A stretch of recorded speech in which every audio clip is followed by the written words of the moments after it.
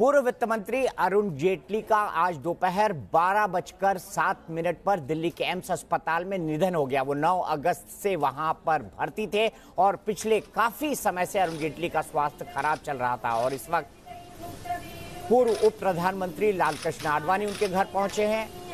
लालकृष्ण आडवाणी उन नेताओं में से हैं जिनका हाथ पकड़कर अरुण जेटली ने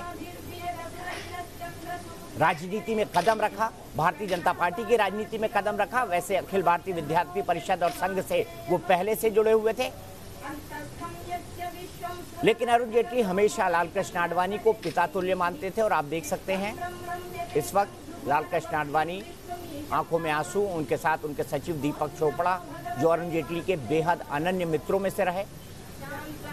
साथ में आप लालकृष्ण आडवाणी की बहू गीतिका को भी देख सकते हैं।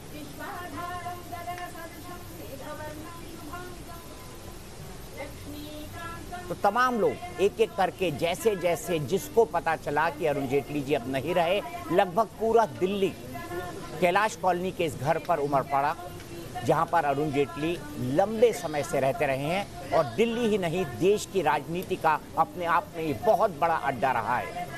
आपातकाल का वो दौर जब 19 महीने के लिए अरुण जेटली जेल में थे, छात्र नेता के तौर पर थे, तभी उनका राजनीति में पदार्पण हो चुका था। लेकिन एक बड़े और सफल वकील की भूमिका उन्होंने अदा की और 1989 में वीपी सिंह की सरकार में वो एडिशनल सॉलिसिटर जनरल बनाए गए। उसके बाद उन्होंने कभी पीछे मुड़कर नहीं देखा। और आप देख सकते हैं उनको श्रद्धांजलि देने वालों में महामहिम राष्ट्रपति रामनाथ कोविंद जी खुद आए।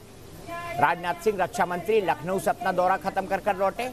केंद्रीय मंत्री रामविलास पासवान कई दशक से वो उनके मंत्रिमंडल में सहयोगी रहे हैं। इसके अलावा अमित शाह उनके बेहद नजदीकी लोगों में से एक। और कई ऐसे मौके आए जब अमित शाह को अरुण जेटली की सलाह की जरूरत पड़ी।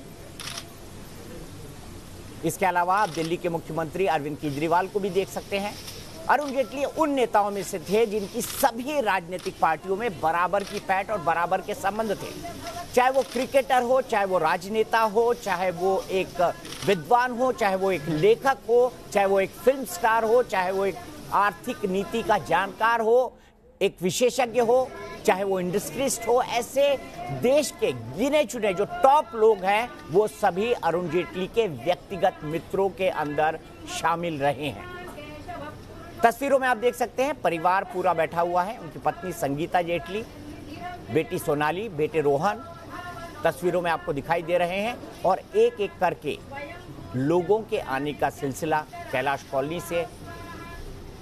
कॉलोनी के उनके घर में खत्म नहीं हुआ है। 2000 में जब वो पहली बार गुजरात से सांसद बनाए गए थे, तब भी मंत्री बनने के बाद भी कई वर्षों तक वो इसी घर के अंदर रहे। और इसके बाद जब उन्होंने मंत्री पद छोड़ा तो इस घर के अंदर वापस आ गए थे। 2019 के अंदर उन्होंने प्रधानमंत्री से मंत्री बनने से लिए मना कर दिया था क्योंकि उनकी तबीयत ठीक नहीं थी।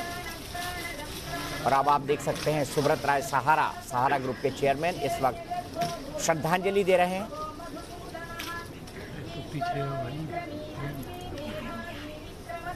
इनको बोल दो थोड़ा सा।